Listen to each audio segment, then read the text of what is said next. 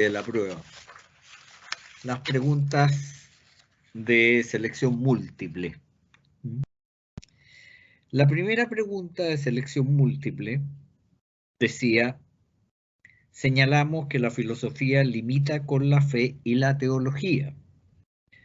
Respecto de las diferencias y coincidencias entre la filosofía y la fe, es posible afirmar que, y venían 5 alternativas. La primera alternativa dice: ambas coinciden en tener lugar en el entendimiento. Efectivamente, la filosofía y la fe tienen lugar en el entendimiento. Recordemos que la fe siempre es una adhesión intelectual, es una adhesión del intelecto a una verdad que no podemos conocer mediante, por así decirlo, nuestro propio intelecto, que no podemos comprobar mediante el intelecto. Y por eso, ¿no es cierto? Y por eso adherimos a ella intelectualmente, si bien, ¿no es cierto?, no podemos demostrarla. Ambas difieren en la manera como tienen lugar en el entendimiento. Evidentemente, la fe, ¿no es cierto?, y la filosofía están de distinta manera en el intelecto, porque una puede ser comprobada mediante la razón y la otra no. Son realidades que no pueden ser comprobadas mediante la razón, si bien adherimos a ellas racionalmente. La filosofía se origina en el entendimiento de una manera puramente natural y humana. Eso también es cierto. La filosofía se origina en el entendimiento de una manera puramente racional, humana, a diferencia de lo que ocurre con la fe, que se origina gracias a este impulso especial de Dios que llamamos gracia, que mueve nuestra voluntad a creer. Y la tercera se refiere precisamente a esto. La fe requiere primero de una especial iluminación divina, que Dios mueva al hombre mediante la gracia, y la filosofía, en cambio, no requiere de la gracia. Luego, la alternativa correcta de esta pregunta era la alternativa E, todas las anteriores, porque todas las anteriores son ciertas. Son ciertas. ¿Alguien tiene duda respecto de esta primera pregunta? Yael, buenas tardes, ¿cómo está? Se acaba de integrar. Carolina, ¿tiene duda respecto de esto? Hola, buenas tardes, profesor. Hola, buenas. No, profesor, solamente que yo me equivoqué porque cuando voy marcando en la prueba, voy marcando al tiro las que estoy segura que están afirmativas y después ya con el tiempo no saqué las otras 2 alternativas que había marcado. Por eso la tuve mala. Por eso. Efectivamente, había marcado 3 alternativas usted en su prueba. Por eso. Fue un error. Fue un error mío. ¿Ah? Fue un error mío porque no lo saqué. Pero eso. Sí. Ya. ¿Alguien tiene alguna duda? La mayoría, en todo caso, tuvo buena esta pregunta. La segunda pregunta era: distinguimos en la filosofía del derecho, según se niegue o se afirme la distinción entre el ser y el deber ser, dos tendencias fundamentales, a las que denominamos. La alternativa correcta era inmanentismo y trascendentalismo. ¿Quiénes son los inmanentistas? Aquellos que niegan precisamente la distinción entre el ser y el deber ser. Y son trascendentalistas aquellos que afirman la distinción entre el ser y el deber ser. Esta pregunta tampoco tuvo bastante, hubo gente que se equivocó y confundió precisamente y puso positivismo e idealismo, pero en realidad el positivismo es una forma, lo mismo que el idealismo, de inmanentismo. Y por tanto, no era la alternativa correcta. Ya. Vamos ahora a las preguntas de respuesta corta.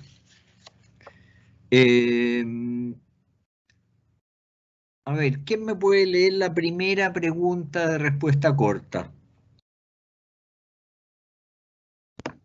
Acá, profe. Francisca. Dice, ¿es la justicia anterior o posterior al derecho y cuál es la razón de ello?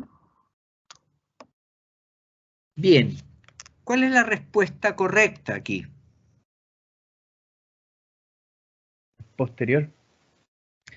La justicia es posterior al derecho. ¿Por qué es posterior al derecho?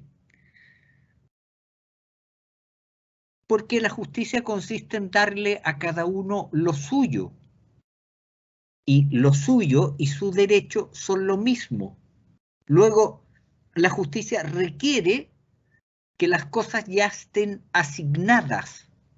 Requiere que haya lo suyo de cada cual para poder actuar. Lo suyo y su derecho son la misma cosa. Por lo tanto, de la misma definición de justicia, resulta evidente que para que opere debe haber previamente un derecho, darle a cada uno lo suyo. Yo no puedo darle a cada uno lo suyo si lo suyo no está determinado. ¿Lo entienden? Claro, profe. Sí, profe.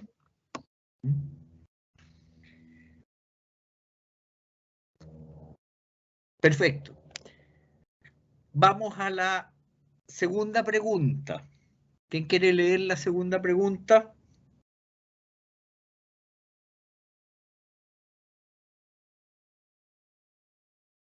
Dice, ¿es posible la existencia del derecho positivo sin que exista el derecho natural? ¿Qué opina usted, don Gabriel? ¿Es posible? No, no es posible. No es posible. ¿Por qué no es posible? No es posible porque el derecho positivo es una manifestación cultural.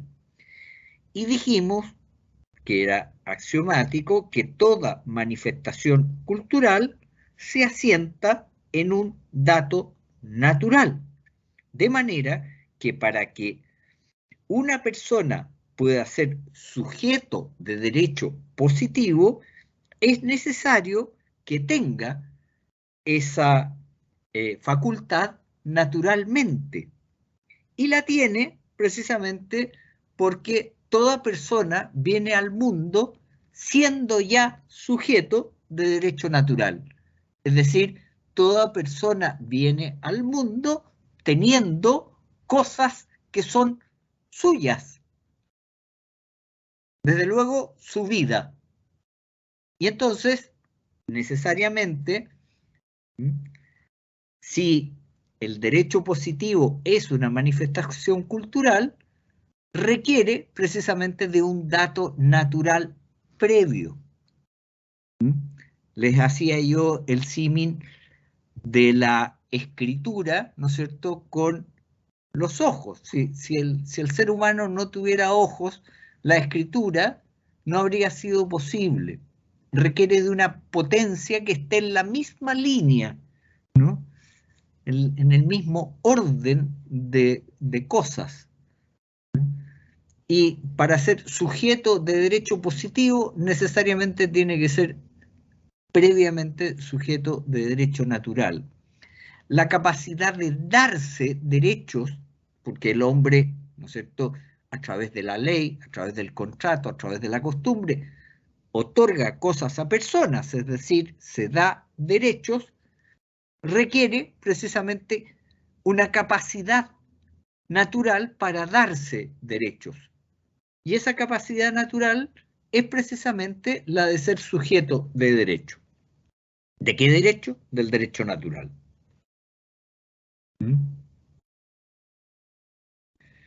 La tercera pregunta. ¿Quién lee la tercera pregunta?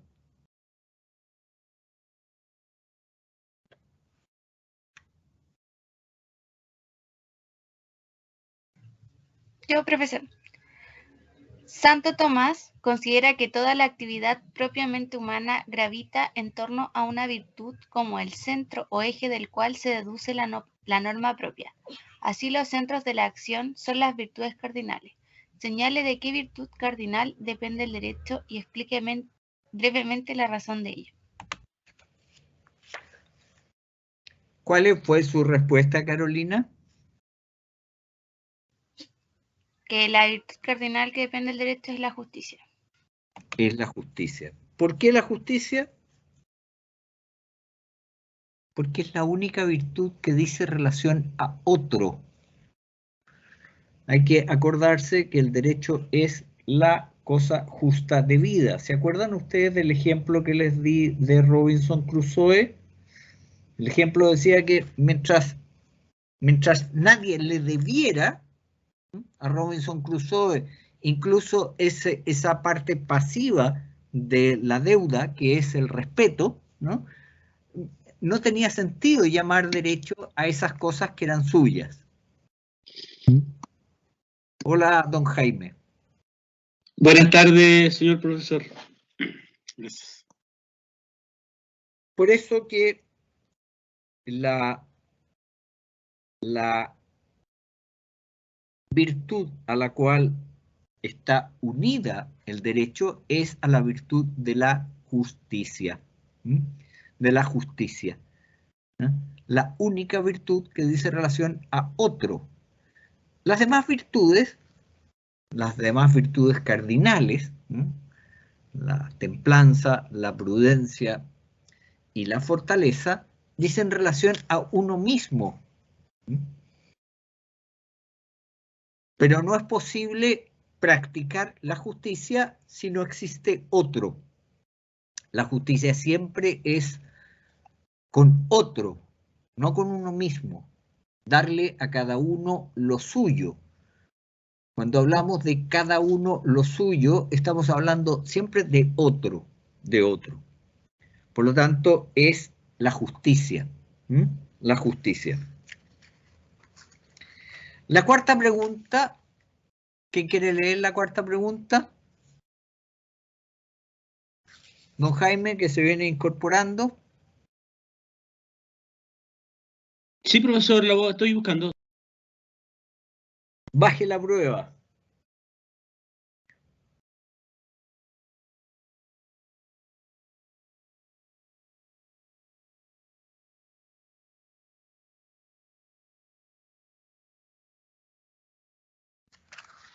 ¿La encontró?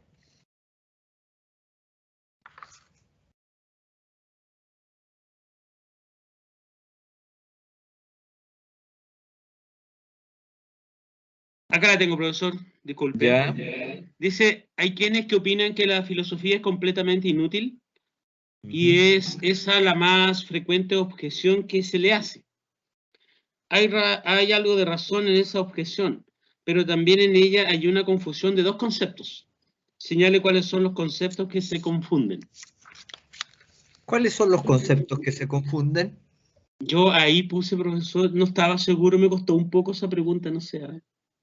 Yo le puse que era el positivismo y que también afectaba a la metafísica, no sé. No estoy seguro, por eso saqué poco puntaje en eso.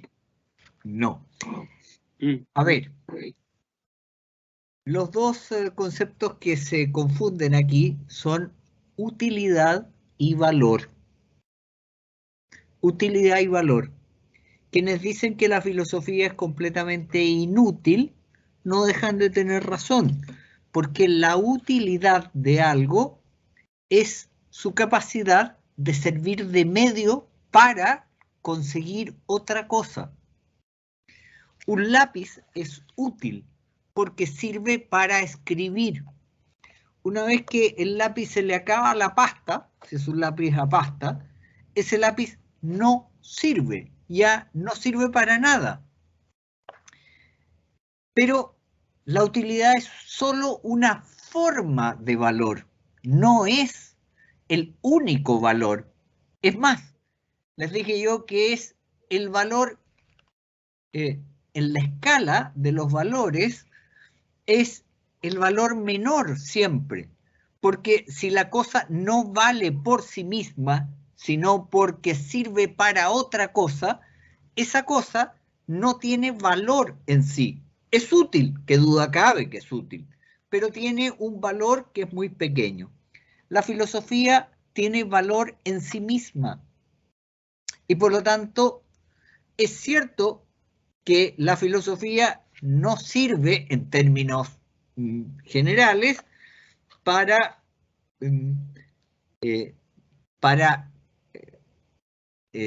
una finalidad práctica, pero no significa que no tenga valor. No significa que no tiene valor. Tiene valor. ¿Qué valor? El valor en sí mismo. Hay toda una tendencia que confunde el valor con la utilidad.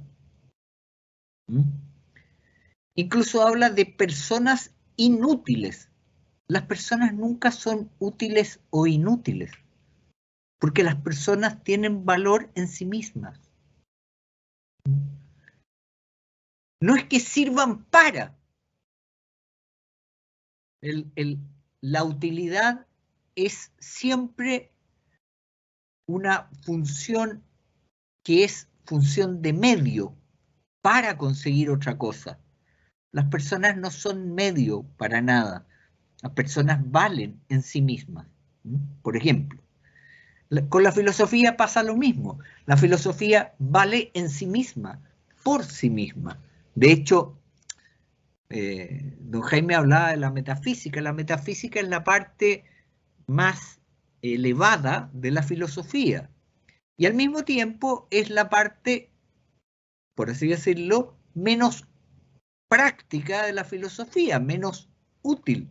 No sirve para preparar una cazuela, ni para ganar plata. ¿Ya? Ni para ganar plata, porque efectivamente con la filosofía usted no está... la filosofía y la metafísica no es un medio para lograr otra cosa, sino que tiene valor en sí misma. Aquí hubo mucha gente que se equivocó y me hablaban de la utilidad y la inutilidad. No, no es la utilidad y la inutilidad, es confundir utilidad con valor y asignar a la utilidad, ¿no es cierto?, el ser el único valor con lo que deben juzgarse las cosas. Y eso no es así. ¿Lo entienden? Sí, profe. ¿Alguien tiene alguna duda aquí?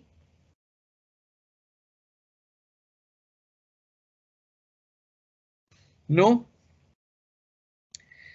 Vamos entonces a la tercera parte. La tercera parte, la primera pregunta de la tercera parte. ¿Quién quiere leerla?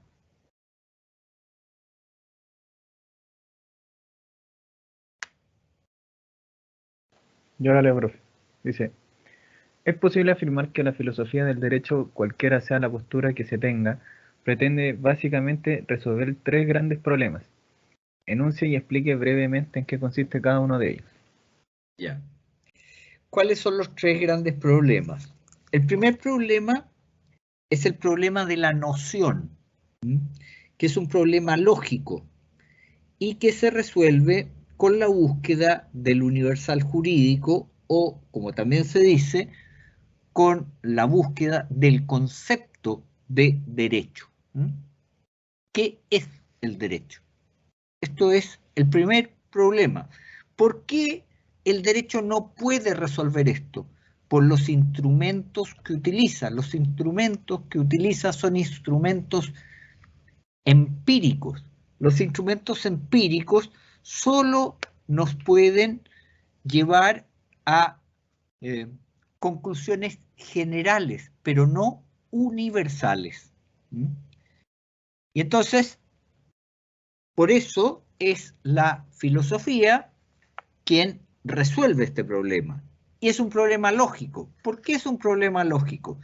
Porque la lógica es quien se encarga de definir precisamente lo que son las realidades.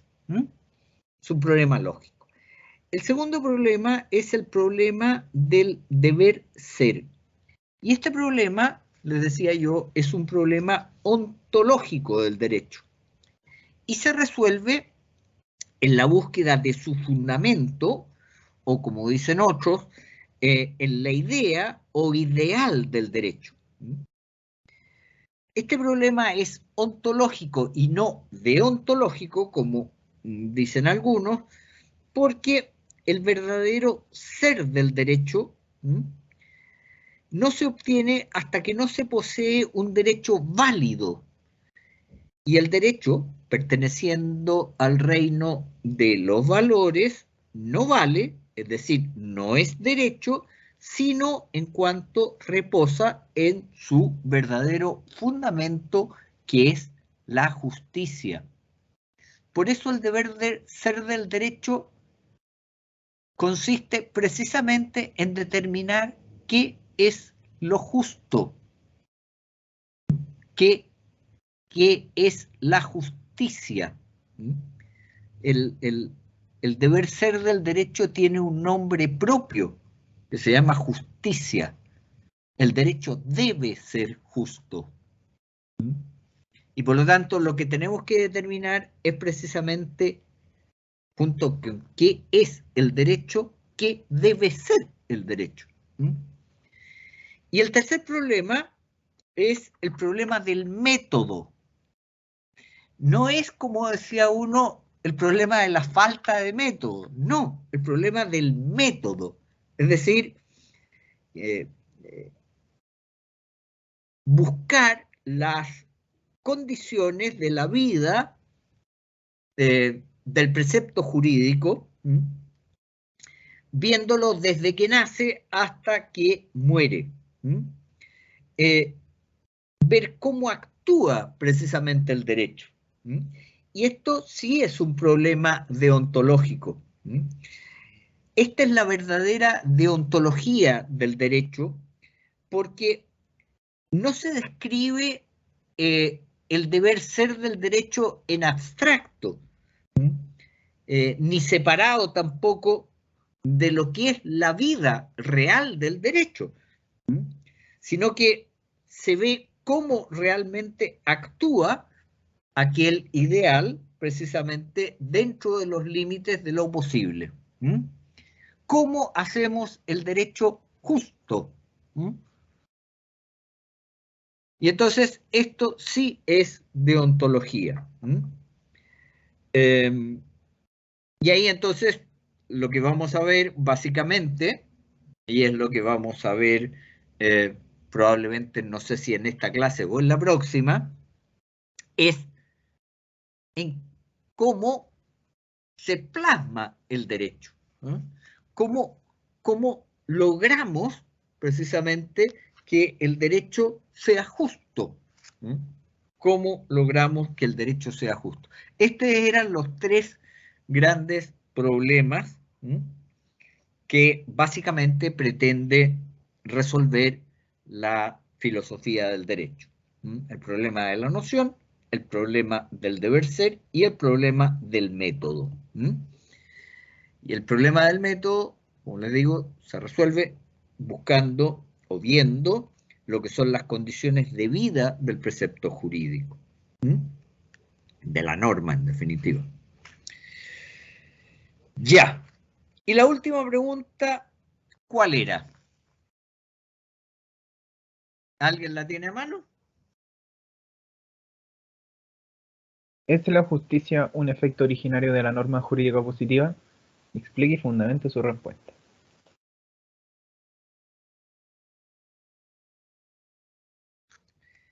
¿Es la justicia un efecto originario de la norma jurídica positiva? ¿Qué opinan ustedes? ¿Es un efecto originario? Es decir, ¿nace la justicia de la norma? No es originario.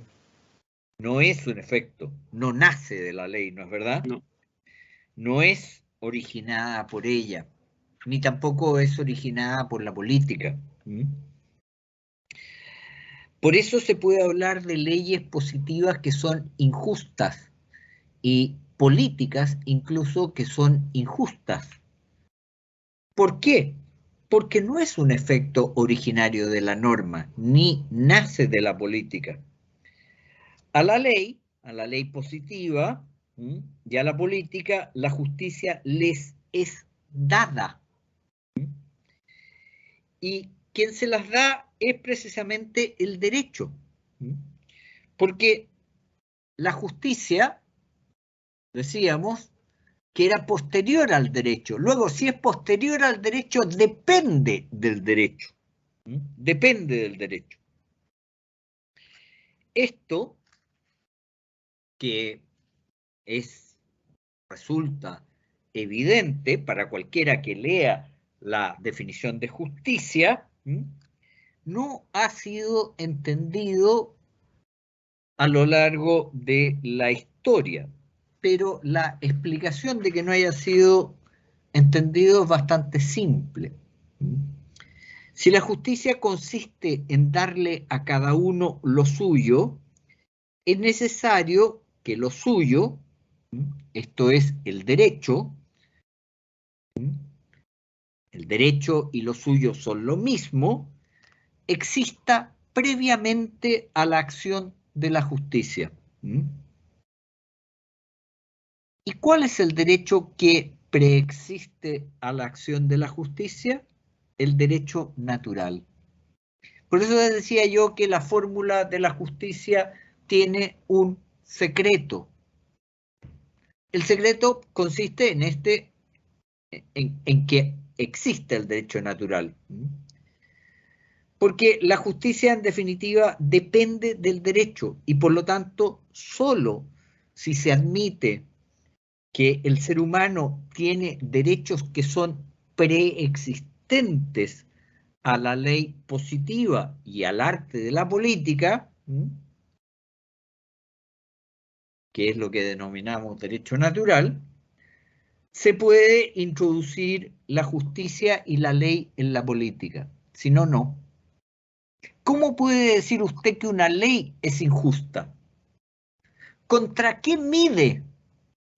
Usted va a decir, esta ley es injusta. ¿Por qué? Porque no da lo que debiera. ¿Y por qué no da lo que debiera? ¿Cómo mide usted eso? Pues lo mide con el derecho natural. Una ley, por ejemplo, que niegue la libertad de las personas,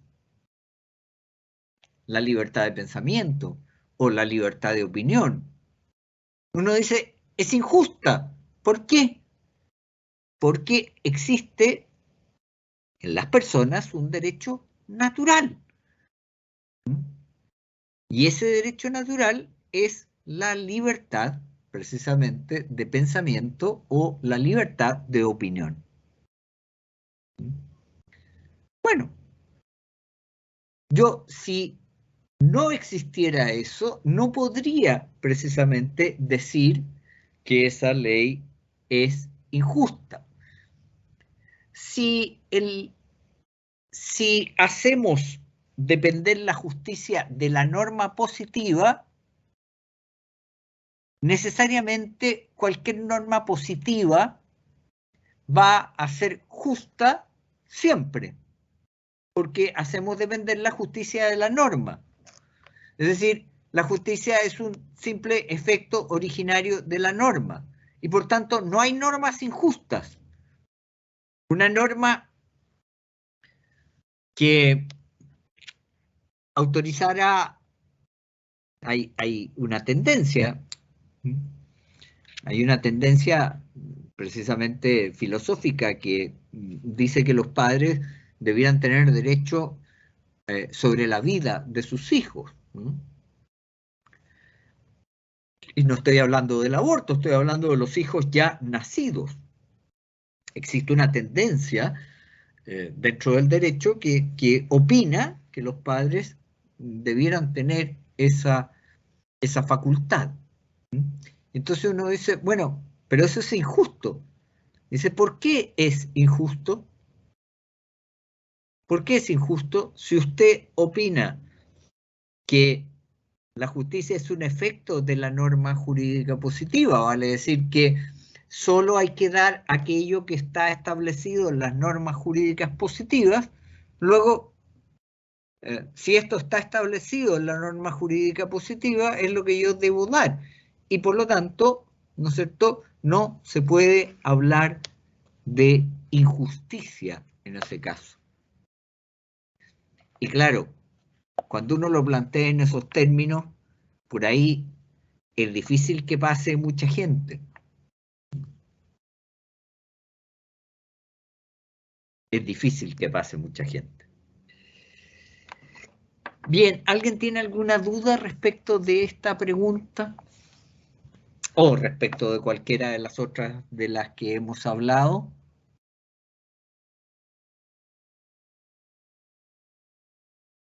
No, profe, estaba claro. No, profe. No, profesor, todo claro. ¿Por qué no es un efecto de la norma la justicia? Porque si fuera un efecto de la norma, no habría normas injustas.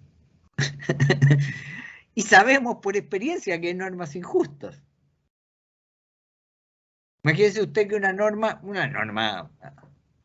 cualquiera, establece, por ejemplo, la confiscación de los bienes de las personas mayores de 65 años.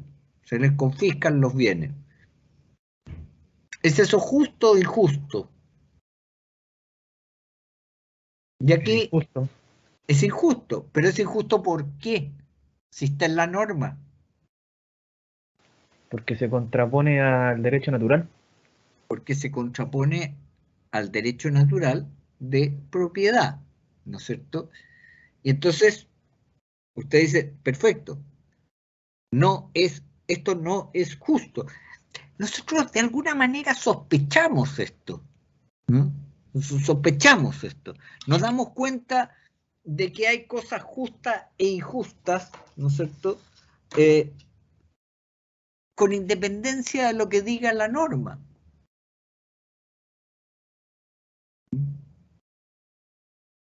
Y es que además la norma tiene que ser también de sentido común. Pero en fin, vamos a verlo luego. ¿Alguien quiere profundizar en alguna de las preguntas o quiere saber algo más al respecto?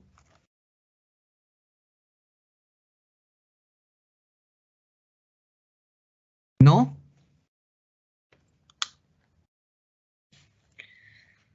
Nadie necesita otra explicación. No, profe, está todo claro. Sí, profesor. ¿Sí? Entonces sigamos adelante con la materia. En la clase anterior estábamos hablando de la justicia. Si ustedes recuerdan, a ver, ¿alguien se acuerda de lo que pasamos en la clase anterior?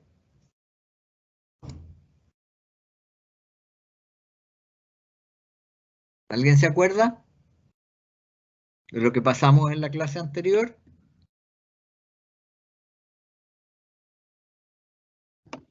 Profe, yo no me conecté a la clase anterior. Yo tampoco tuve, Todavía no veo la clase. Bueno, en la tengo. clase anterior, lo último que vimos en la clase anterior fueron los tres tipos de relaciones de justicia. Lo que era la justicia entre personas, ¿no es cierto? Lo que llamábamos la justicia conmutativa, lo que debía la sociedad a la persona, que llamábamos justicia distributiva, y lo que le debía la persona a la sociedad, que llamábamos justicia legal. ¿Por qué justicia legal? Porque, ¿no es cierto?, la obligación de cooperar al bien común, la forma como se lleva al bien común a las sociedades mediante leyes, luego la forma como cada uno de nosotros da lo suyo a la sociedad es cumpliendo con la ley. Y de ahí el nombre entonces de justicia legal. Pues bien, habíamos hablado de lo que era la justicia, de los tipos de relaciones de justicia, pero ahora vamos a hablar de lo equitativo y la equidad. ¿Por qué? Porque la justicia no puede ser considerada aisladamente, sino que debe ser considerada en el contexto general de las relaciones humanas y del bien común. A cada uno hay que darle lo suyo, y esto se funda en la ontología de la persona humana, en lo que es el ser humano. Pero también, y esto hay que decirlo, y lo dije, pero también digo, en las relaciones humanas no todo es justicia. Hay también otros deberes que son objeto de otras virtudes, porque las relaciones entre los seres humanos, las relaciones que tenemos los seres humanos entre nosotros, no se agotan con la justicia. Les decía yo que la justicia era como, en la sociedad, era como la obra gruesa en un edificio. Sin la obra gruesa, el edificio se cae, pero solo con la obra gruesa, el edificio es inhabitable. Pues bien, las relaciones entre los seres humanos no se agotan con la justicia. La solidaridad y el amor entre los seres humanos, la misericordia, la moderación y otras tantas virtudes engendran también deberes que han de conjugarse y armonizarse con los deberes de justicia. La armonización de la justicia con otras virtudes, o sea, la armonización de los deberes que de ella nacen, dan lugar, entre otras cosas, a lo equitativo. Lo equitativo es el objeto de la equidad. La equidad es entonces la justicia matizada por otras virtudes. Y lo equitativo es el resultado de armonizar los deberes de justicia con otros deberes. La equidad es la justicia matizada.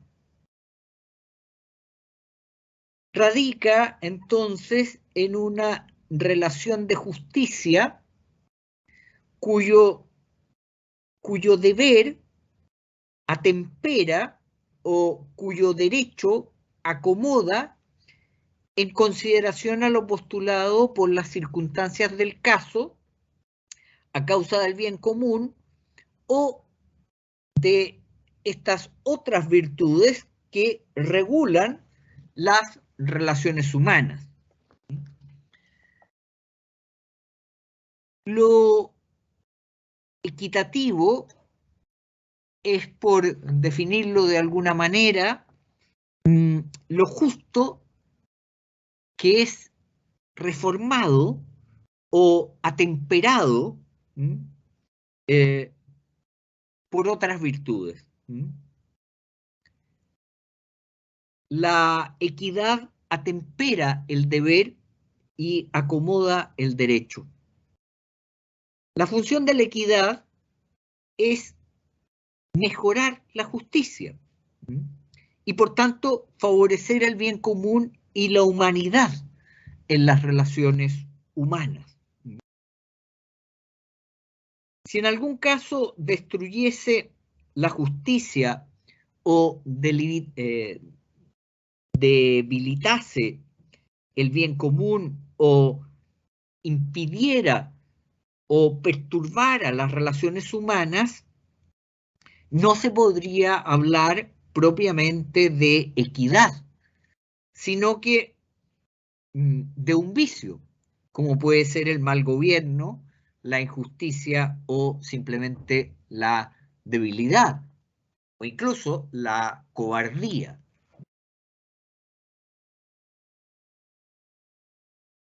La atemperación de lo debido puede tener diversas causas.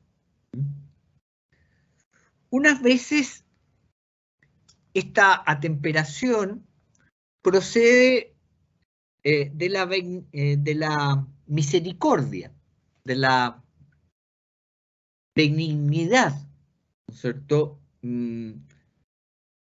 Como ocurre cuando las penas en justicia que se merece una persona se reducen, se alivian o incluso hasta se perdonan.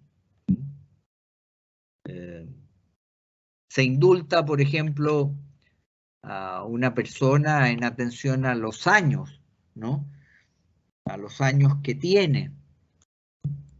Y entonces se le deja de cumplir esa pena precisamente porque lo que se busca es precisamente atemperar la justicia con otra cosa que es superior a la justicia, que es la misericordia.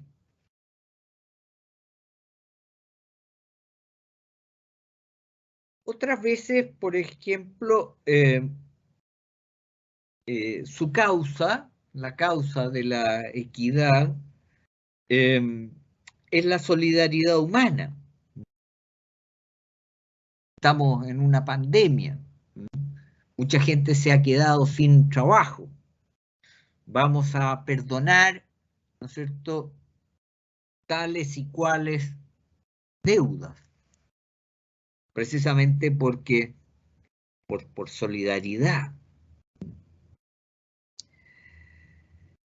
Y entonces, o se le da una moratoria en el pago, ¿no?, de lo adeudado, de lo debido, ¿no? Entonces dice, perfecto, yo le voy a dar a usted un crédito gratis para que usted me pague, porque entiendo que está sin trabajo, entiendo que quiere pagar, pero que no puede, y por lo tanto yo le voy a dar X meses para que usted vaya pagándolo de a poco, ¿no? Eso uno dice, pero no estaba obligado a ello, qué duda cabe, no estaba obligado a ello, pero lo hizo por equidad, es decir, cambió, por así decirlo, lo justo, que es siempre lo debido, por esto, la solidaridad, que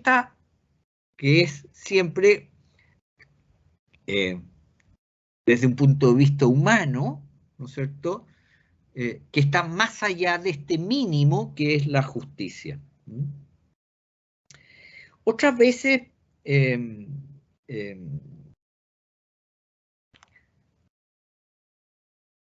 procede, por ejemplo, la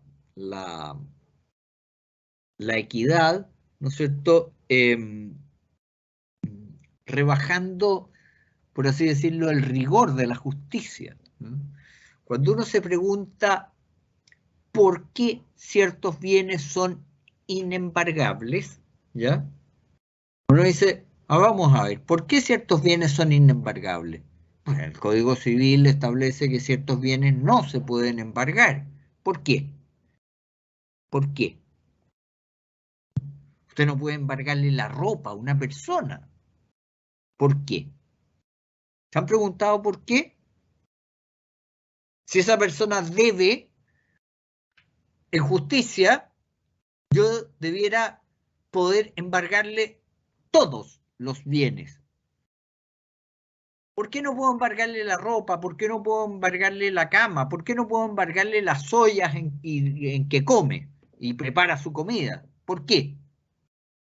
Precisamente porque la justicia debe ser atemperada por esto, por esta otra virtud.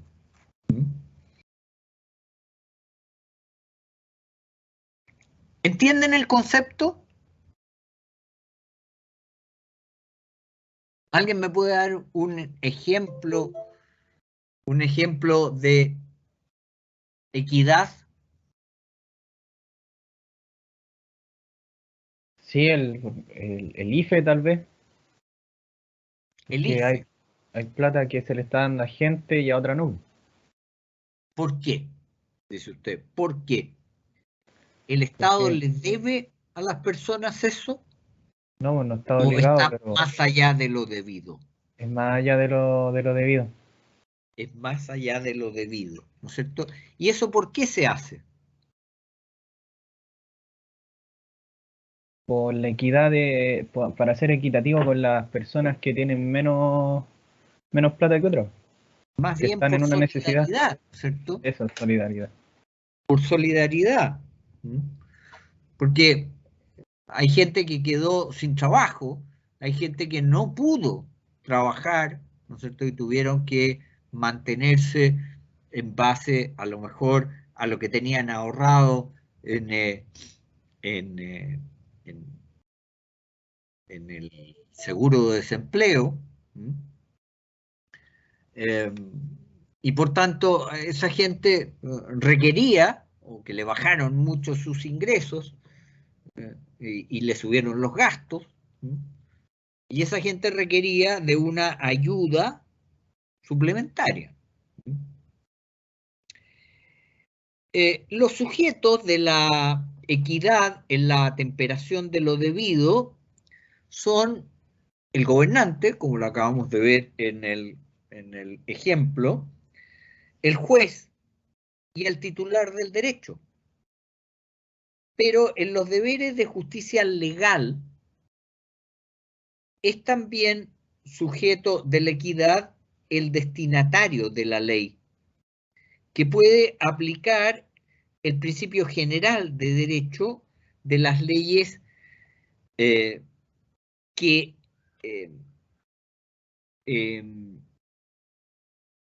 no lo obligan en los casos en que éstas se tornan nocivas, o que causan un daño. Un daño.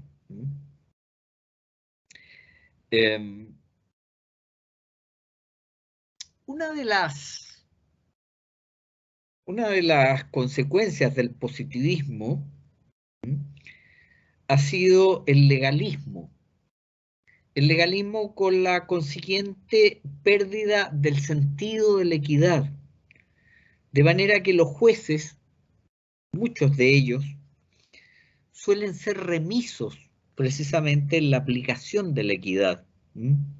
Y particularmente lo son en reconocer, ¿no es cierto?, la existencia de este principio de equidad que debe estar junto con el principio de la justicia.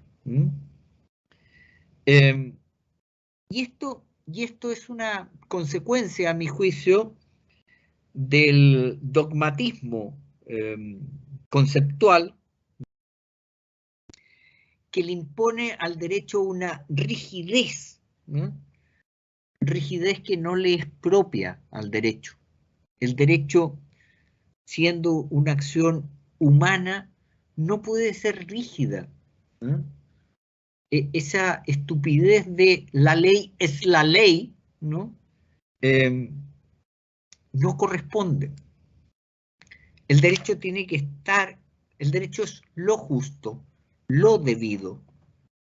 ¿Qué duda cabe? Yo recuerdo en mis años, los primeros años de ejercicio profesional, donde efectivamente un deudor incluso le embargó la casa, perdón, un acreedor le embargó la casa a un deudor en un juicio que yo llevaba. Y cuando iba a ser rematada la casa, este mismo acreedor me dijo, no, no se la remates. Acabo de saber que tiene un hijo que tiene una discapacidad mental y que él cuida.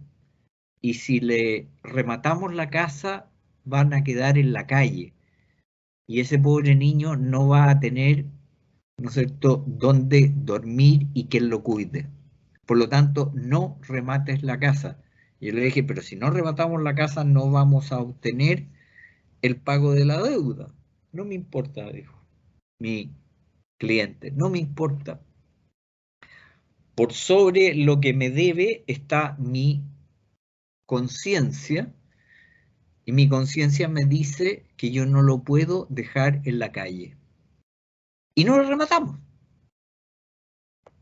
Y desde luego ese cliente me dio una lección de en qué consistía la equidad.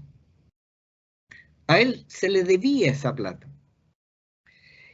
Y posteriormente, poco a poco, ese deudor que quedó agradecido de este gesto y que no era tampoco una mala persona, fue pagando poco a poco lo que debía cuando mejoró su situación económica. En eso consiste la equidad. En eso consiste la equidad. Perdón, profesor, equidad y buen corazón y todo lo que se venga a la memoria. Y a la vez el deudor fue condescendiente con él también, para que si tuvo una buena actitud, tuvo esa persona. Yo de alguna forma, no sé, empiezo a pagarle en que sea de a peso, po. Claro. Claro, eso es cosa ya. Y la conciencia así, yo tampoco podría hacer una cosa así, sabiendo lo que hay detrás. No, imposible. Pero hay personas que lo hacen. Pero eso, mi estimado señor, es porque el derecho es el mínimo. Y yo puedo estar, y de hecho los seres humanos estamos siempre sobre el mínimo. El mínimo, el piso mínimo es el derecho, pero no es el techo, no es el máximo. Y entonces usted me dice, ¿y el buen corazón? Sí, pero es que efectivamente los seres humanos tenemos sentimientos. Y entonces no es una cosa, no, es que hay que aplicarle el derecho, que es lo que yo muchas veces echo de menos en jueces. Ahora, la equidad es distinto a escamotear ciertas cosas por razones ideológicas o por otras razones. Esto no es así. Esto requiere, la justicia dijimos que era una virtud. Y lo que requiere aquí es que esa virtud, la justicia, sea atemperada por otra virtud, como es la solidaridad, como es la magnanimidad.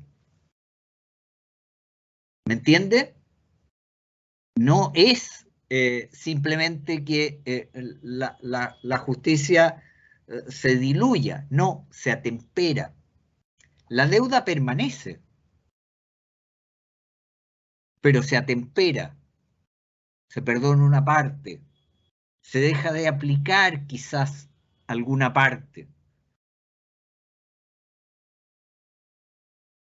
¿Lo entiende, don Jaime? Sí, señor, estoy con mucha atención acá. Hay otros casos en los que, no siendo posible satisfacer el derecho, la equidad acomoda el derecho a las circunstancias particulares, dándole una cierta satisfacción que, en cierto modo, cancela la deuda correlativa. Aquí la deuda no es atemperada, porque la deuda de estricta justicia queda de suyo en suspenso por la imposibilidad de satisfacer el derecho. Por ejemplo, nadie está obligado a hacer lo imposible.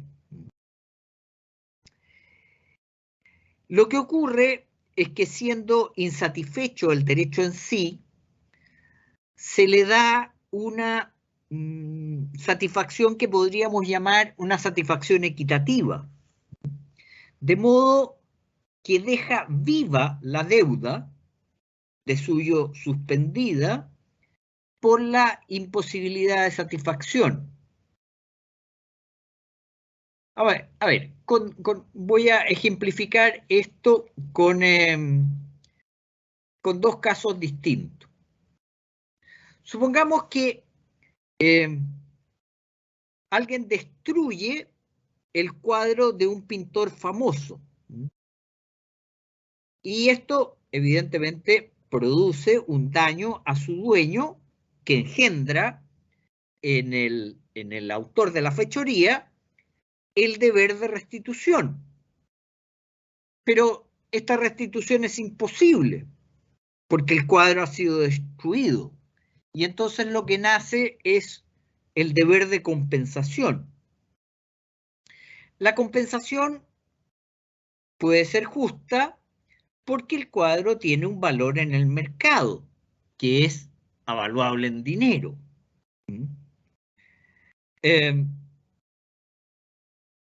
El pago del valor de mercado supondrá, desde luego, la cancelación de la deuda de justicia mediante una satisfacción justa.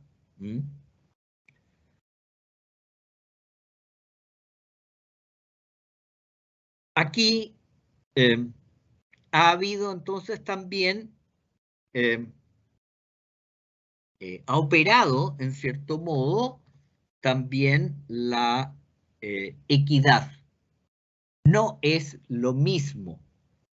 Desde luego, por ejemplo, si fuera el cuadro de su, no sé, padre o madre y al cuadro le tuviera muchísimo valor afectivo para el dueño, que lo destruyó, nunca va a poder satisfacer completamente, por así decirlo, esa deuda en términos reales. Me dejó sin el cuadro, yo voy a estar siempre sin el cuadro. Ahora, el que se fije una compensación por el cuadro, efectivamente, ahí va a actuar la equidad, porque no ha sido posible y entonces el derecho se acomoda a esas circunstancias particulares.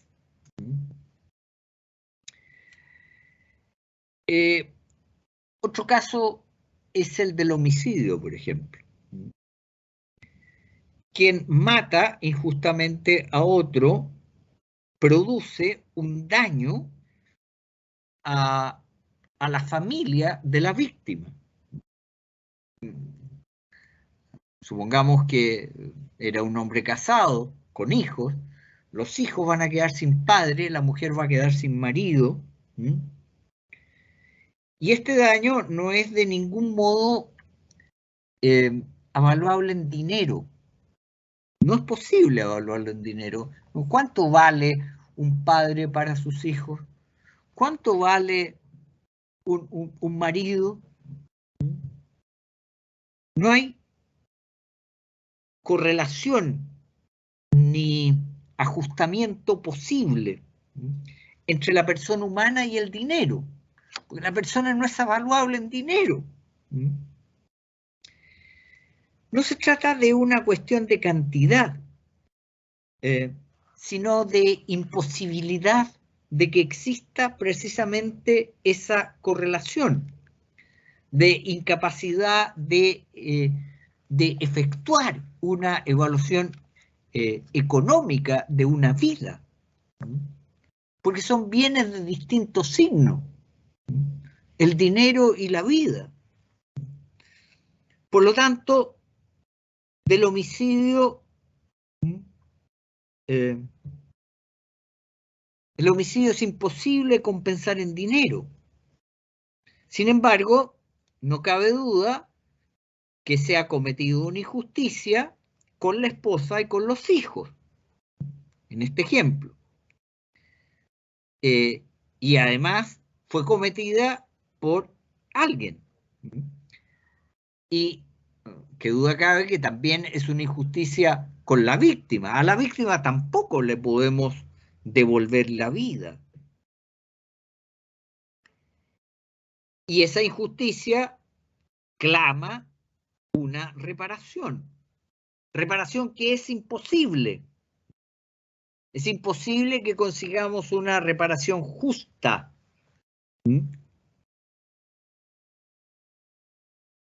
La imposible reparación justa es susceptible entonces de cambiarla, por así decirlo, porque no se puede tener una reparación justa por una compensación equitativa. Compensación equitativa que cancela de alguna manera la deuda de justicia que el autor del homicidio ha creado con la familia y con, ¿no es cierto?, la víctima.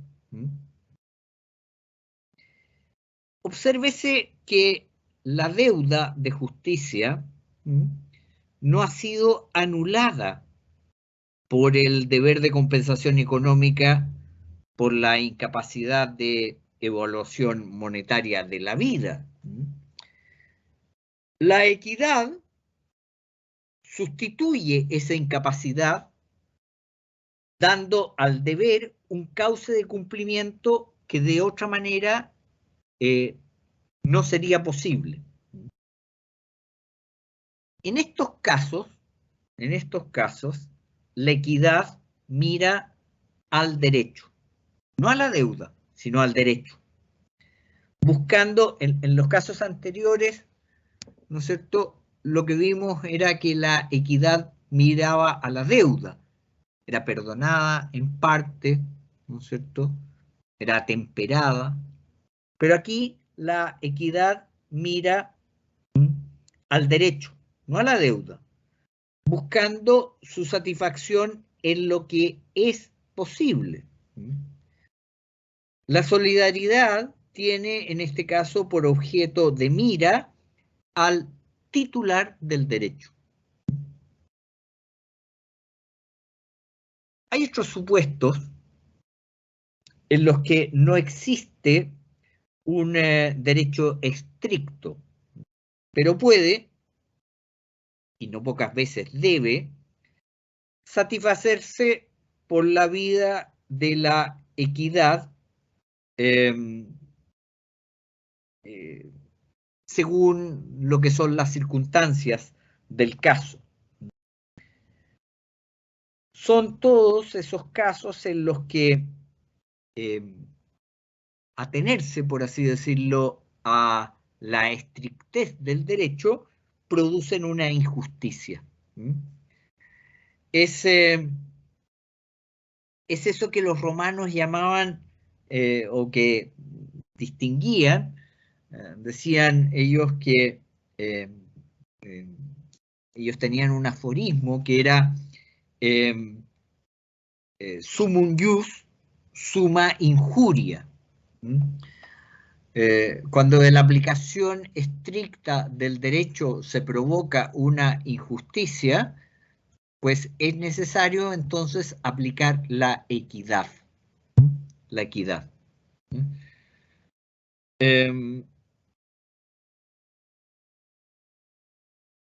¿Cuántos casos? No se me ocurre en este momento algún caso de que sea de que de la aplicación de la ley surja una injusticia, pero si se busca, hay muchísimos casos de esto. El arte de la equidad y de lo equitativo. Profe, Dígame. en economía el profe habla harto así como de elusiones de impuestos que estaban al borde de la ley, que se Ya, aplicaba la ley, pero que podían causar un perjuicio, por ejemplo, para el Estado. Y lo hacían tan al borde que era legal, pero que no, pero pero que eso era un abuso de la ley. ya, perfecto, pero eso, mi estimado señor, no es una aplicación de la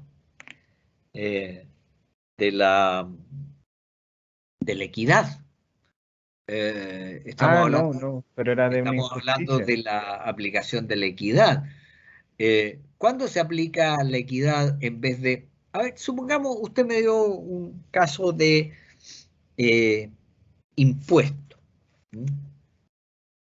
Supongamos que una persona tiene 70 años. 70 años. Todos estamos obligados a pagar las contribuciones de bienes raíces.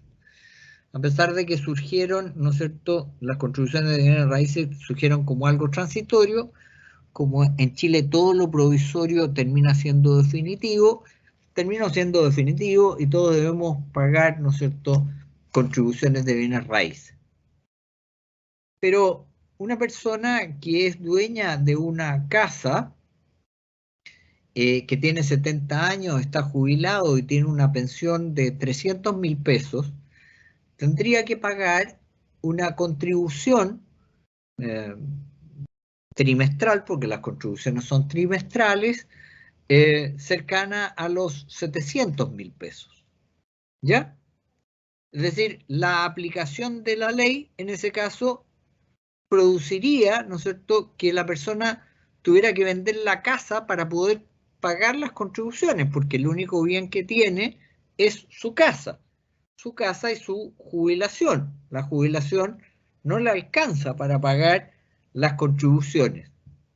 ¿Qué debemos hacer ahí? ¿Qué es lo que hace precisamente que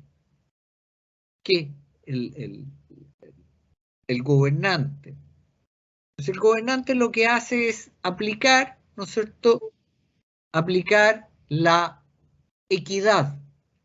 Y entonces permite, por ejemplo, que las personas mayores de cierta edad y que sean pensionados y que reciban una pensión baja, puedan rebajar también las contribuciones de bienes raíces a la mitad. Y claro, de ese modo, efectivamente, ¿no es cierto?, no se produce eso de que la aplicación de la ley, de la aplicación estricta de la ley, se genera precisamente una injusticia. Porque no es justo que esa persona tenga que contribuir con más de lo que ella genera, ¿no? Puesto que ya trabajó muchos años y no es justo entonces que tenga que deshacerse de los bienes que tiene y sobre todo de algo tan básico como es la vivienda para poder pagar las contribuciones de bienes raíces. ¿Entiende el tema? Claro, profe. No es ilusión, sino que es, mire, a este señor, atendido su caso especial, vamos a perdonarle esto.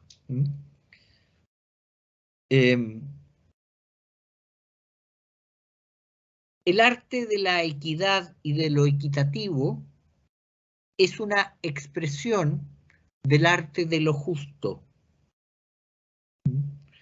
Opera siempre en relación a la justicia. Y por lo tanto es una parte de nuestro arte, del arte del jurista. Recordemos que el arte del jurista es el arte de lo justo y de lo injusto. Ahora podemos decir es el arte de lo justo, de lo equitativo y de lo injusto.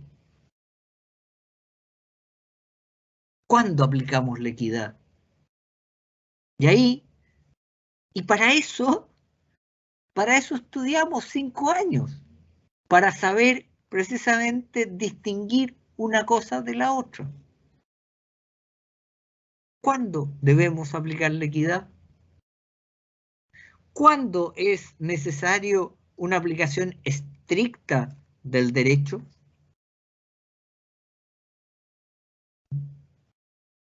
La equidad va a temperar lo justo. Lo justo siempre será lo debido. Lo debido. ¿Cuándo nosotros podemos decir por sobre lo debido está esto otro? La solidaridad, por ejemplo, la misericordia, el perdón.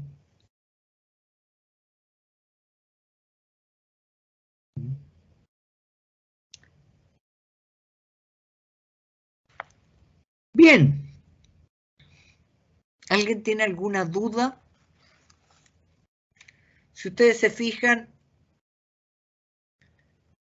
la equidad se aplica en la deuda y se aplica también en el derecho. Se aplica tanto al acreedor como al deudor. ¿Cuándo se aplica al acreedor? Precisamente cuando es imposible, ¿no es cierto?, satisfacer la deuda. ¿Cuándo se aplica al acreedor? Cuando es necesario que lo debido se atempere precisamente por otras virtudes. ¿Queda claro? Sí, queda claro. Bien, dije yo que el arte del jurista se describía como el arte de lo justo y de lo injusto. Hablemos entonces de la injusticia y de lo injusto. Porque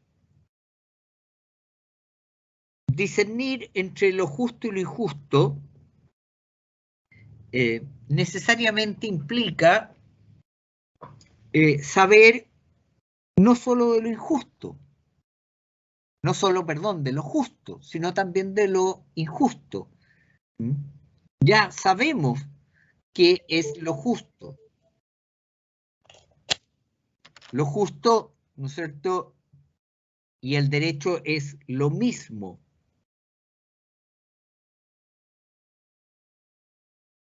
Y por lo tanto, una vez que hemos hablado de la justicia y de lo justo, es necesario intentar delimitar, aunque sea muy brevemente, las nociones de injusticia y de lo injusto. Ahora, se trata de nociones que se obtienen precisamente por oposición a lo que ya hemos visto, que son las nociones de justicia y de lo justo. Y por lo tanto, el tratamiento que voy a dar a esto es un tratamiento muy breve. Hablemos primero de la noción de injusticia. A ver, al igual que sucede con la justicia, La palabra injusticia tiene un doble sentido. Decíamos que la justicia tenía un sentido subjetivo y un sentido objetivo. ¿Recuerdan? Decíamos que si la definición de justicia era la constante y perpetua voluntad de darle a cada uno lo suyo, ¿ya? Había una parte que era una parte subjetiva, la constante y perpetua voluntad, ¿no es cierto?, decía relación con el sujeto, era subjetiva. De darle a cada uno lo suyo era algo objetivo. Y decíamos que estos dos podían separarse, estos dos aspectos. Lo mismo ocurre con la injusticia. En un sentido subjetivo, la injusticia se puede definir como aquella disposición o hábito del alma que inclina a una persona a lesionar a otro o a lesionar su derecho. Y en un sentido objetivo, es el desorden que resulta en las relaciones humanas como consecuencia de la negación o lesión de los derechos de cada uno. Entonces son dos cosas. El sentido subjetivo, la injusticia es una disposición de alma, la disposición de alma de causar ese daño, ¿no es cierto?, a la persona o al derecho de otro. Y en un sentido objetivo es el desorden que resulta en las relaciones humanas a consecuencia de la negación o lesión de los derechos del otro. Lo propio y específico de la injusticia es la lesión del derecho ajeno. Por eso la injusticia que rompe con el derecho es también una violencia. La injusticia es una forma de violencia. Es lo opuesto al derecho. O sea, es mera fuerza descontrolada. Los griegos definían siempre la injusticia como prepotencia o insolencia. Fíjense ustedes, prepotencia o insolencia. Pues es una forma de violencia.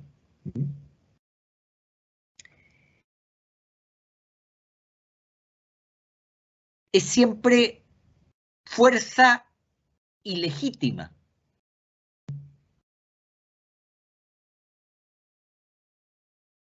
El hombre puede, frente a los demás,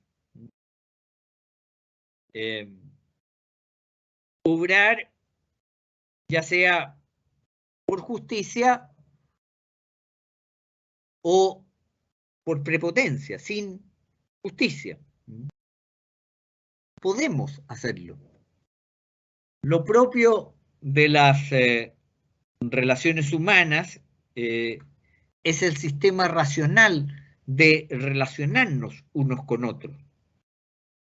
Este sistema racional constituye el derecho. Por ello, todo poder propiamente humano se basa en la obediencia, porque la relación poder-obediencia es la relación derecho-deber.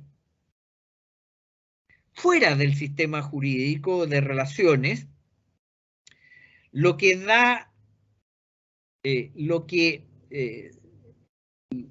se da en realidad fuera de este sistema es mera fuerza, prepotencia, violencia. Y eso es la injusticia.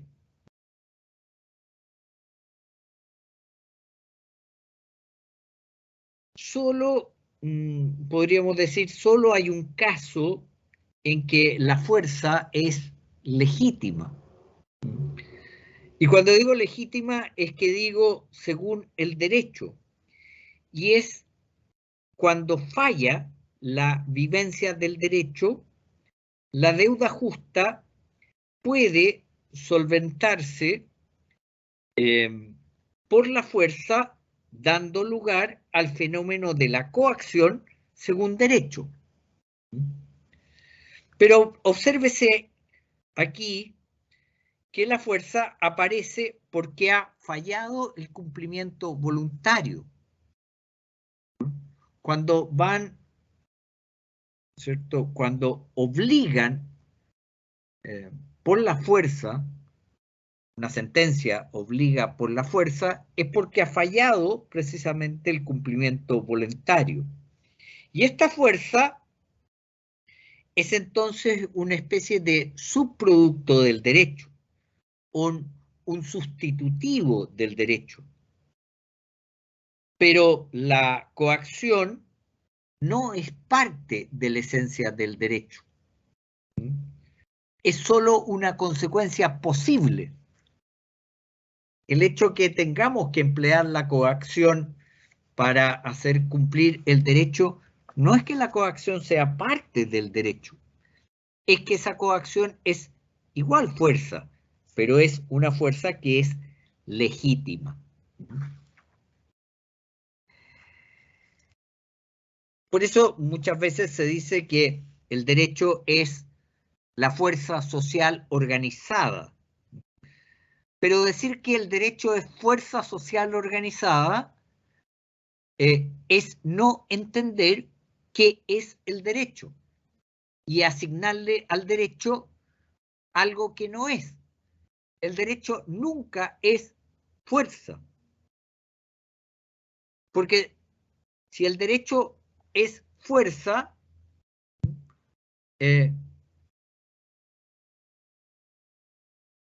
no puede normar la convivencia racional. Pero la fuerza, según el derecho, por así decirlo, la fuerza que es coacción, no es violencia. Es, por así decirlo, fuerza justa, ajustada a derecho. Solo hay violencia cuando la norma es injusta. Cuando la norma es injusta, efectivamente es violencia, porque excede precisamente lo debido. Ahora, lo característico de la injusticia es producir una negación o lesión del derecho. Lo que los romanos llamaban una injuria. Si no hay negación o lesión del derecho, no hay injusticia. Decíamos antes que el derecho es la cosa justa. El derecho es una cosa, la cual se hace derecho en virtud de su nota de vida. Pues bien, si se lesiona la cosa, o sea, el bien, sin que haya un ataque a su condición de derecho, es decir, a su condición de debida, no hay injusticia, sino que hay simplemente una desgracia, un accidente. Vino un terremoto y el terremoto destruyó un montón de cosas.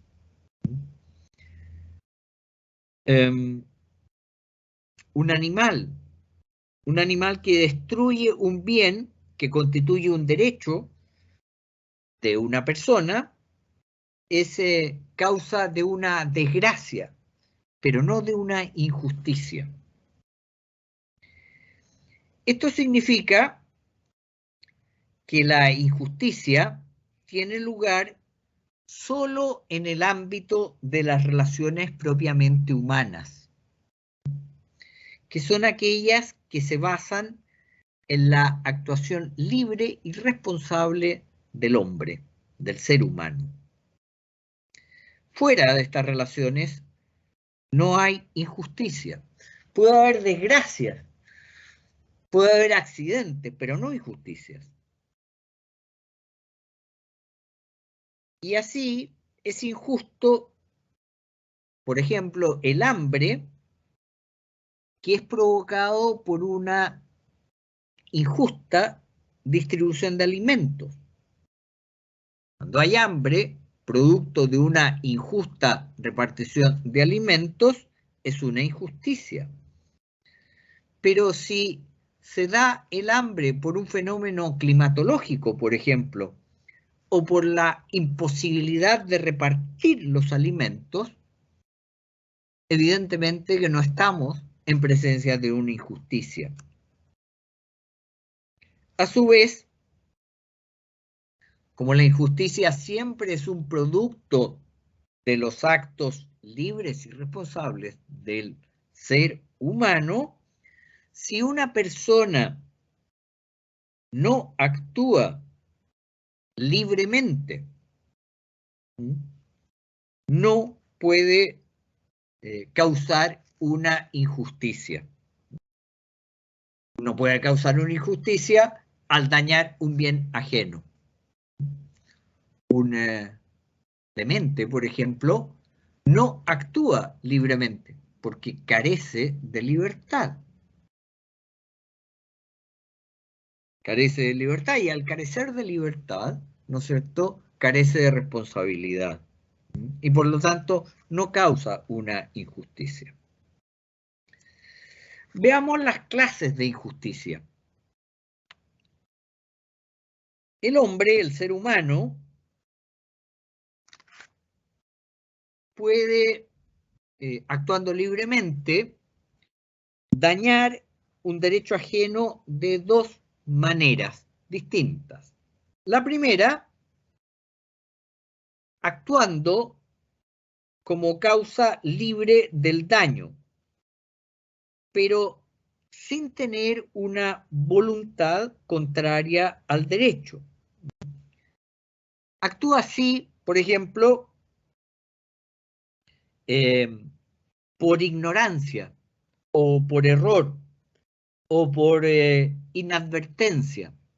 Pero aquí, si bien causa un daño, produce una injusticia, ¿no es cierto?, carecía él de la intención de lesionar el derecho. En estos casos se habla de injusticia material. Material. Yo, lamentablemente, por un error, pensé que debía menos de lo que pagué. Causé una injusticia material. Pero yo tenía la intención de pagar la deuda. Lo que pasa es que tenía un error respecto de cuánto era esa deuda. Yo materialmente sí, como cometí una injusticia material, pero no tuve la intención. Otra cosa, o sea, yo puedo actuar así, pero otra cosa es actuando intencionadamente contra el derecho ajeno, de un modo directo, vale decir con dolo, o indirecto, por imprudencia. Entonces, allí no solo hay una injusticia material, sino también una injusticia formal. La distinción entre injusticia material e injusticia formal no tiene relevancia respecto de la restitución. De manera tal que quien inadvertidamente paga menos de lo debido, como el ejemplo que he dado, debe pagar el resto, lo que le falta. En cambio, tiene relevancia en cuanto a la culpa. La injusticia formal engendra culpa y el acto injusto da lugar no solo a la restitución, sino también a la punibilidad. Esto es, al posible castigo. No así la injusticia material, que es enteramente sin culpa. Y por lo tanto, no hay razón en ella para que exista un castigo. En justicia material, ¿no es cierto?, hay error, hay inadvertencia, pero no hay intención. En la injusticia formal, en cambio, hay intención. Y como hay intención, hay punibilidad.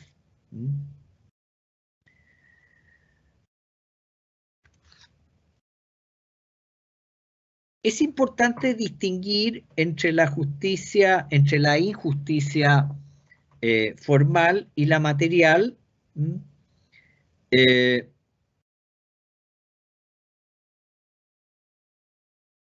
de la desgracia o del accidente. La injusticia siempre es lesión del derecho ajeno, esto es, de la cosa. Recordemos que el derecho es la cosa, de la cosa debida. Sin lesión de derecho no hay injusticia. No puede haber lesión del derecho, como ya les he dicho, donde no hay relaciones jurídicas, es decir, relaciones basadas en la libertad y en la responsabilidad.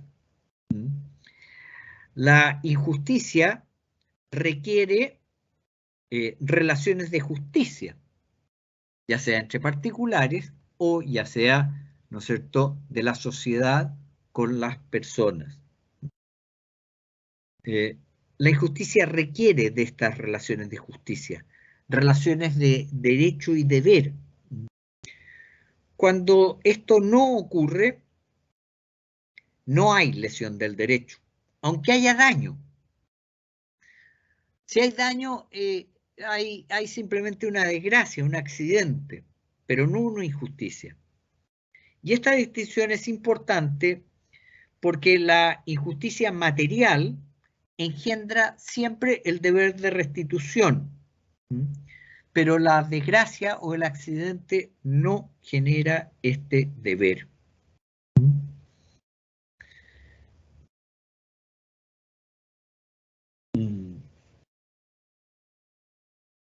En nuestro tiempo,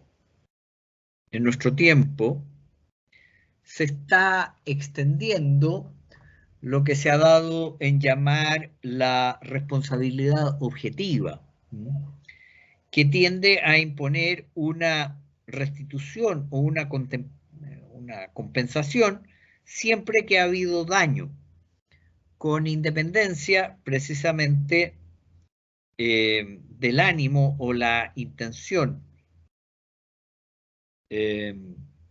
incluso con independencia de si alguien actuó libremente o no. Por ejemplo, los daños producidos por un demente. Ahora, esto de la responsabilidad objetiva, que se habla en nuestros tiempos, es aceptable en la medida en que tiende a recoger el deber de restitución o compensación en los supuestos de injusticia material o formal. Pero en los demás casos, solo lo será si mueve dentro, si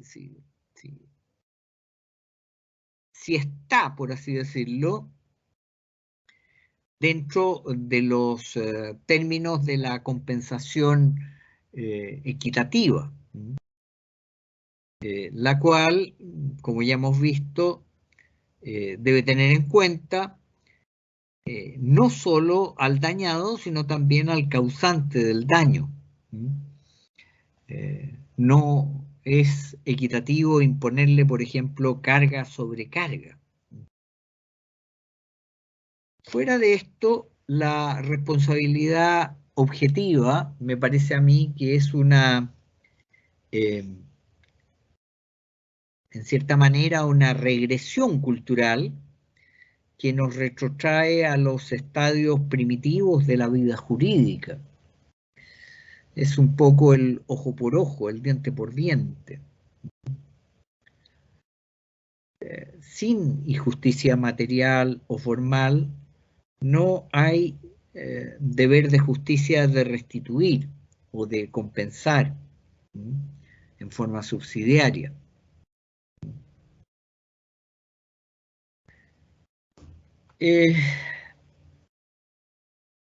Hablemos de lo injusto y la lesión injusta. Entre la injusticia y la lesión injusta existe la misma relación que entre la justicia y el derecho. La justicia reconoce y respeta el derecho ajeno. La justicia, decíamos que era posterior al derecho, requiere del derecho. La injusticia desprecia y vulnera ese derecho, causándole una lesión injusta, o sea, un daño en las cosas o una ofensa personal. Las características de la lesión injusta se suelen compendiar por medio de unos aforismos o reglas de derecho que voy a exponer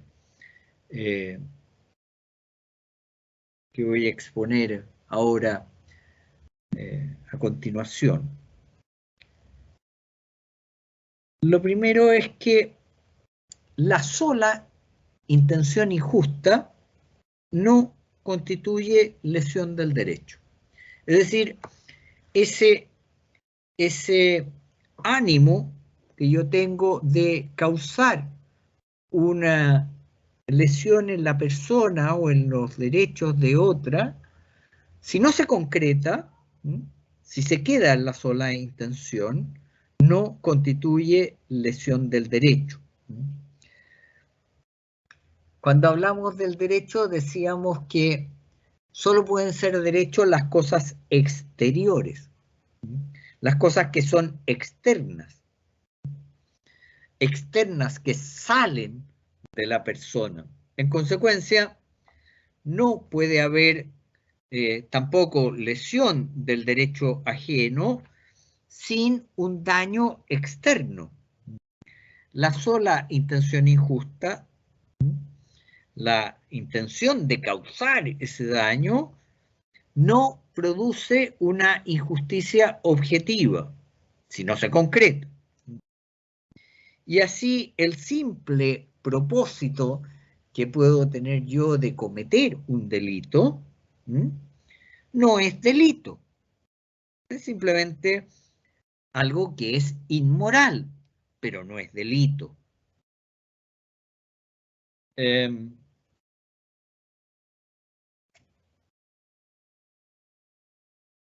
Si alguna persona, por ejemplo, por error y con la peor intención del mundo, paga lo que debe, creyendo que su deuda es mucho mayor, no comete una injusticia objetiva, porque efectivamente pagó la deuda. Él creía estar haciendo trampa y moralmente ese acto es un acto malo, moralmente. Porque si bien pagó la deuda, él creía que debía 20 y no 2, pagó 2. Porque dijo, se equivocó mi acreedor y me está cobrando solo 2. Pero en realidad, si lo que debía eran 2, no comete una injusticia objetiva.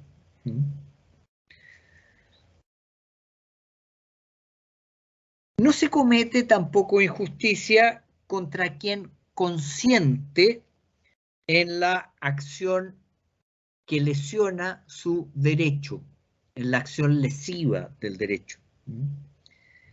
Y la razón de esto estriba en que la injusticia reside en la lesión del derecho, no simplemente en la lesión objetiva causada a la cosa. Por lo tanto, si alguien hace lo que podríamos llamar una dejación de su derecho, es decir, si consiente, no comete injusticia con él quien comete dicho acto. Por ejemplo, yo sabiendo que alguien me está hurtando dinero, consiento en ese hurto, lo que hago es hacer dejación de mi derecho, porque estoy consintiendo en eso.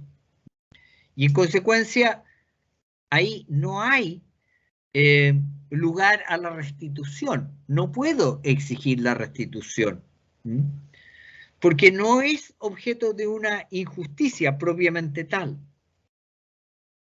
Ahora, ese consentimiento de la persona que está siendo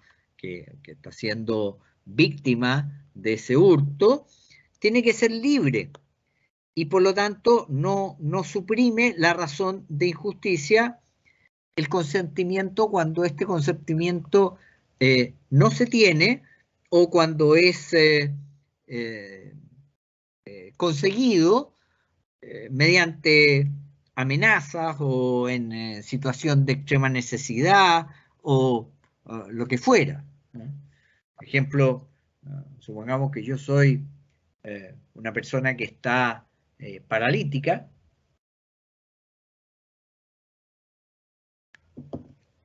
No puedo moverme, requiero de un tercero, y aun cuando sé que ese tercero me está robando mis bienes, me está cometiendo este hurto, yo lo dejo porque tengo tal temor a que se vaya y que me deje abandonado y que por lo tanto yo muera de inanición porque no puedo mover ninguno de los músculos de mi cuerpo. Entonces ese señor sí está cometiendo injusticia porque ese consentimiento está de alguna manera obtenido en una situación de extrema necesidad de quien está sufriendo el hurto. No hay que confundir el consentimiento con la resignación con la que se sufre un daño. La resignación es simplemente una actitud de ánimo ante el daño sufrido, pero no equivale a la renuncia del propio derecho. Esta regla no tiene la misma validez cuando estamos hablando de derechos irrenunciables. Los derechos irrenunciables, en el caso de los derechos irrenunciables, la injusticia permanece y en consecuencia se mantiene la punibilidad. Y, desde luego, el deber de compensación.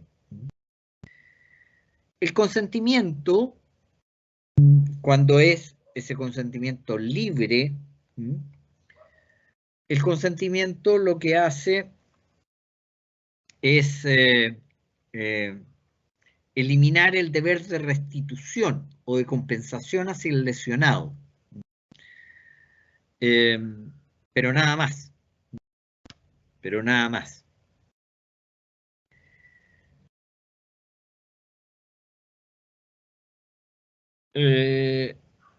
La tercera, a ver, tenemos que la sola intención injusta no constituye lesión del derecho.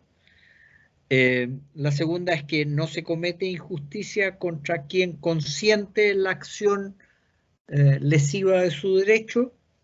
Y la tercera es que no se lesiona injustamente al dueño que se opone sin razón. No se lesiona injustamente al dueño que se opone sin razón. Aquí, sin razón o irrazonablemente equivale a sin derecho. Quien se opone a pagar la deuda en el momento fijado puede ser privado por el acreedor de los bienes adeudados. No hay en esto injusticia, porque ya decíamos, la deuda de justicia es una deuda en sentido estricto, y por lo tanto el acreedor, en este caso, toma simplemente lo que es suyo. Además, ya hemos dicho que la coacción puede ser empleada cuando precisamente falla el derecho. En cambio, cuando hay derecho a la oposición, se comete injusticia con quien se opone, aunque lo haga irrazonablemente, si se usa con él de la fuerza. Así, quien se niega, por ejemplo, a colaborar en una obra de solidaridad en circunstancia que lo haga en forma totalmente irrazonable, no puede ser objeto de lesión en sus bienes. Esa lesión, aunque esa persona se haya negado irrazonablemente a cooperar, es injusta. ¿Por qué? Porque precisamente no hay allí derecho quien obliga a alguien a cooperar en una cosa de solidaridad no tiene el derecho a hacerlo. Yo he hablado de la compensación y la restitución. La restitución, la lesión injusta del derecho genera el deber de restitución. La restitución significa el restablecimiento del derecho a su primitiva condición. En otras palabras, es la reparación del daño causado. El derecho de restitución está en la naturaleza misma del derecho, que genera en los demás una deuda en sentido estricto. Cuando el derecho se lesiona, debe restituirse, debe recobrar su primitiva condición. Si la justicia consiste en dar a cada uno lo suyo, cuando se ha quitado a uno lo suyo o se ha dañado, la justicia consistirá en restituir, ¿no es cierto?, eso que es suyo. Y lo justo en la restitución se mide entonces por la identidad o igualdad entre el valor de lo quitado y lo restituido según las características de la cosa de que se trate. Pero, dígame. Que me tengo que retirar. ¿Qué? Me tengo que retirar. Así,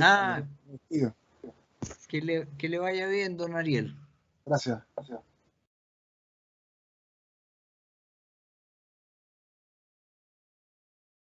La compensación,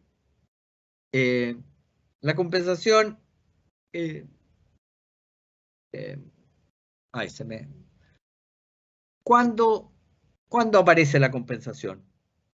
La compensación aparece cuando la restitución resulta imposible. Y entonces, subsidiariamente, surge este deber de compensar.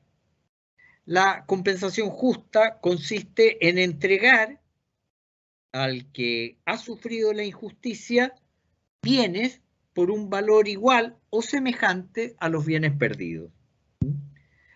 La compensación siempre es subsidiaria de la restitución. Si es posible restituir, entonces no debe obrar la compensación.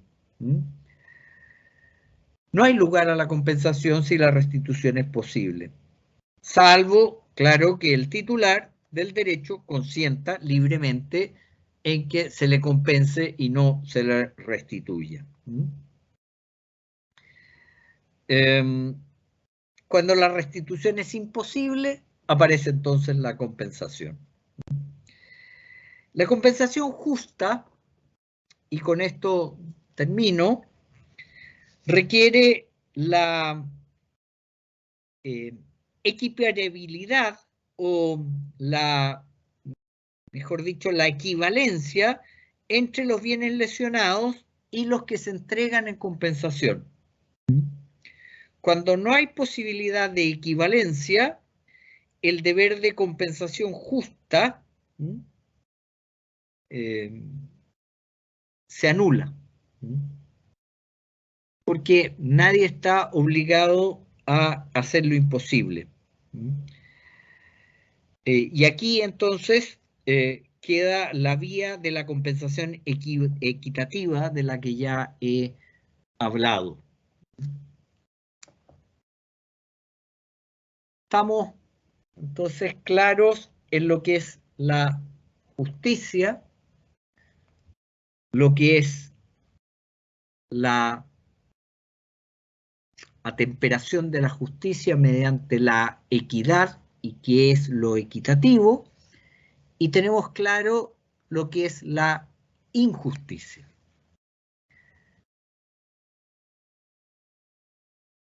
Es cierto que hay mucho más que hablar sobre este tema, que es el segundo de los grandes problemas que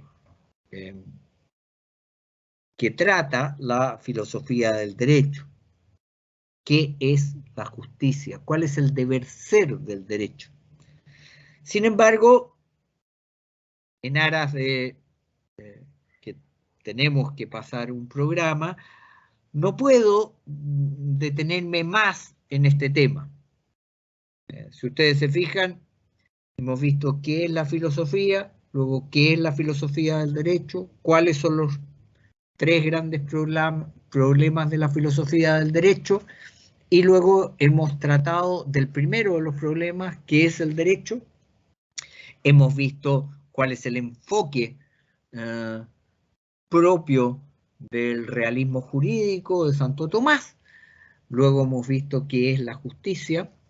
También hemos visto el planteamiento de Santo Tomás respecto de la justicia. Hemos visto cómo la justicia difiere de sus virtudes hermanas. Hemos visto qué es la relación que existe entre justicia y derecho. Luego hemos visto lo que es la equidad, cómo la justicia debe ser atemperada por la equidad, y ahora hemos visto lo que es la injusticia. En la próxima clase ya vamos a hablar entonces de lo que es el problema del método, es decir, cómo hacemos leyes justas. Pero antes de eso, antes de entrar en eso, es necesario que veamos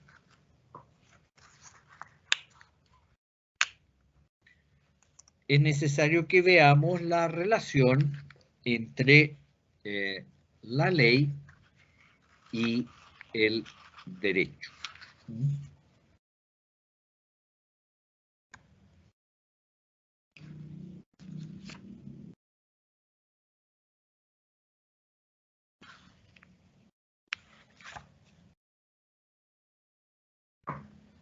El jurista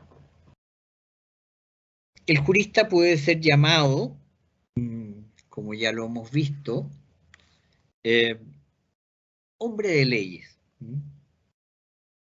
Y también hemos señalado, advertido, que las leyes no constituyen el objeto primario del arte del jurista.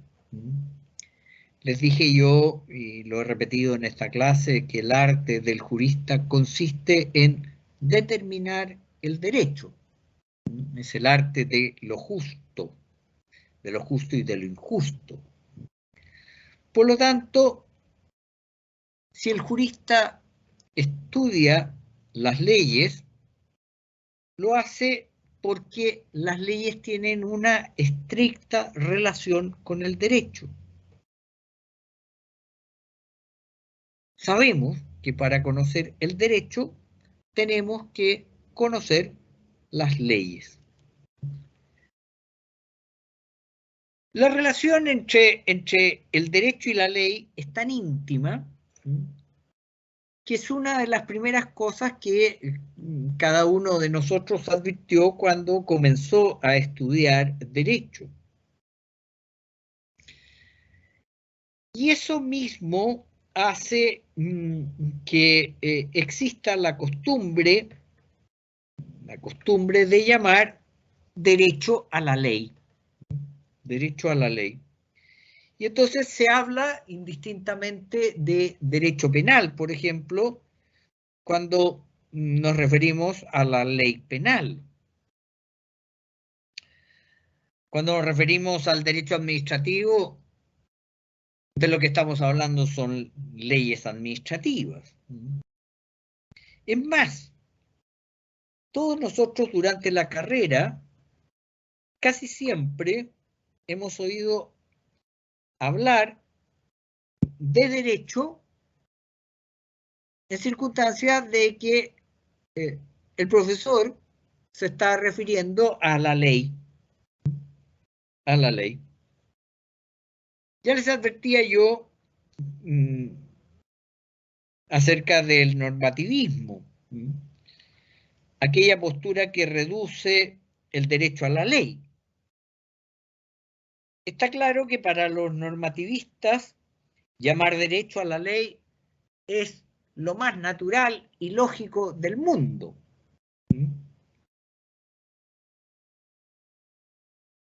Pero no se crea que los normativistas tienen la culpa de que a la ley se llame derecho. No. Muchos siglos antes de que aparecieran los normativistas, ya era bastante habitual hablar de esa forma. Incluso los juristas romanos emplearon esta fórmula de hablar de derecho por ley.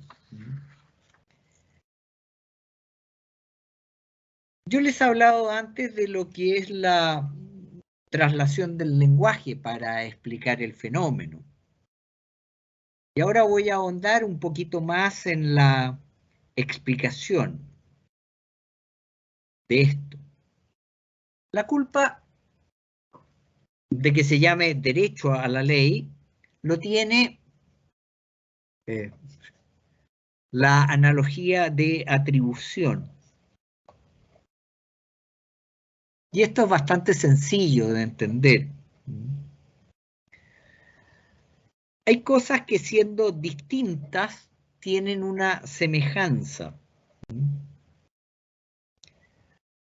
No son iguales, son distintas, pero se parecen. Se parecen. Por ejemplo, si digo de los cuadros de una exposición que eran una explosión de color y que esto provocó entre el público una explosión de entusiasmo al ver estos cuadros, pero que todo acabó en una desgracia porque un grupo radicalizado llamado el Comando de Vengadores del Arte puso una bomba en la exposición y explotó dicha bomba, matando a la mitad de los asistentes a la exposición. estoy hablando de la palabra explosión en tres sentidos diferentes.